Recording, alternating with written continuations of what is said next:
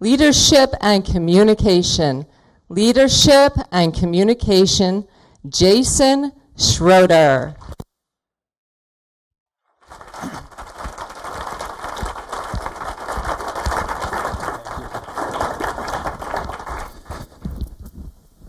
Good evening.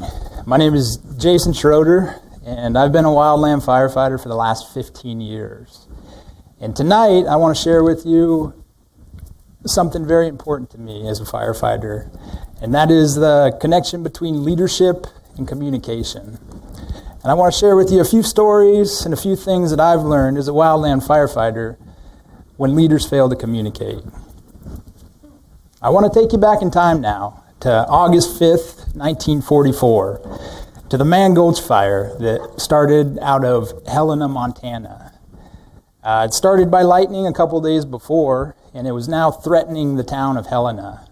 So the U.S. Forest Service dispatched the Missoula smoke jumpers to battle the fire. And for those of you who don't know what a smoke jumper is, they're aerial deployed firefighters. So they're the guys that parachute into fires when it's otherwise too remote to hike in. So when you need to get firefighters on the ground fast, these are the guys that you use.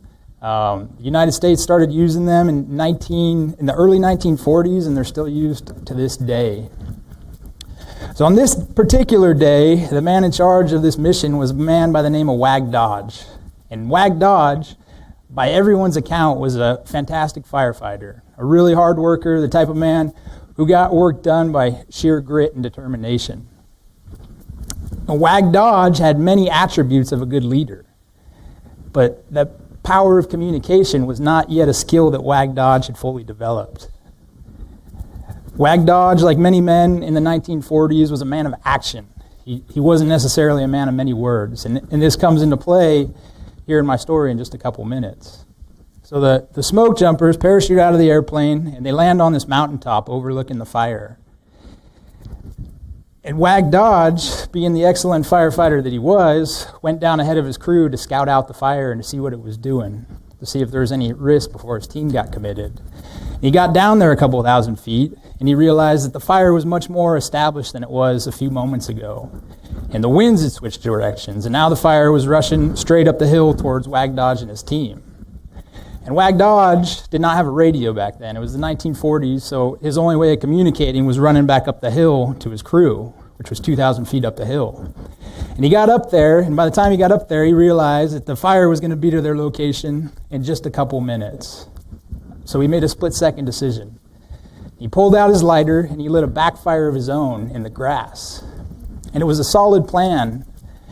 And his theory was he had a fire burning way down here in the river. And Wag Dodge and his team were right here. To get to their safety zone was way up here, about 3,000 vertical feet.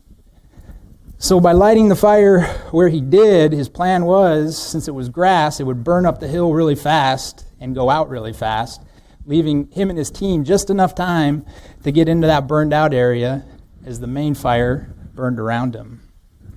And like I said, it was a solid plan, but it was a poorly communicated plan. And Wag Dodge's team panicked when he lit his fire, and they ran off in different directions. 13 of those 16 smoke jumpers died on the hill that day. They were burned to death.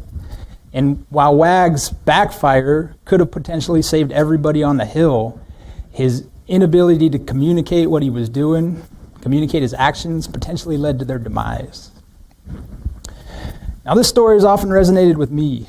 As a wildland firefighter myself the last 15 years, and as a smoke jumper for 6 of those years, I've fought a lot of wildfire in the western United States, including the area where Wag Dodge and his team got burned over 70 years before. I've worked for some really good leaders and some good communicators and some bad communicators who by default are bad leaders. If you can't convey your intent to your team, then the mission will go awry 90% of the time. I first learned this when I first started fighting fire 15 years ago. I worked for a man who, like Wag Dodge, had a tenacious attitude to get the job done. And like Wag Dodge, he was a hard worker. And like Wag, he was a horrible communicator.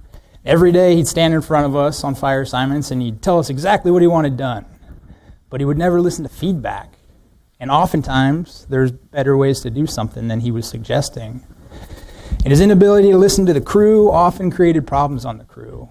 And he would always say things like, "I've been doing this longer than you've been alive." Or, "I've been fighting fire since you were riding around on your bike with training wheels." And it was true, he had a lot of experience. He was older than most of us and he'd been fighting fire for a long time, but it was also true that there's a better way to do things than he was suggesting. And he'd always say, "If you don't like the way I fight fire, then leave. Go find another crew." So I did. The following year, I went and worked on another hotshot crew on another forest. And then a couple years later, I made my way up to Alaska to work with the smoke jumpers. And it was up in Alaska that I saw how good leaders lead. I saw how good leaders communicate. Good leaders don't just tell you what they want done. They explain to you the reason behind what you're doing. What's the purpose behind your actions? What's the reason for all this hard work? They empower their people through open communication, and they instill in them a sense of ownership to complete the task at hand. Good leaders, I've learned, value communication as a main tool to get the job done. So I left the smoke jumpers a couple years ago, and now, today, I'm superintendent on my own fire crew up in Placerville, California for the Bureau of Land Management. And like WAG Dodge, I take young men out to the fire line all summer long. And like WAG, their safety is dependent upon me and my communication style. And like WAG, I recognize that the communication side of leadership is sometimes a weakness of mine. Toastmasters has taught me how to get up here and give a successful speech. But giving a speech is not the same thing as communicating. And I have to constantly remind myself of that. And I have to constantly check in with myself. Do all 20 of these young men understand what I'm asking them to do? Do they recognize the danger lurking in the woods? Have I communicated that to them? And am I listening to these guys? Am I giving these guys a platform to air their concerns and their questions to me? Or am I just standing up here in front of these guys talking? Am I just up here giving a speech? Or am I communicating? Anybody can be the boss. Anybody can be in charge. But it takes constant communication, and it takes a lot of hard work to be a leader. Thank you, Madam Toastmaster.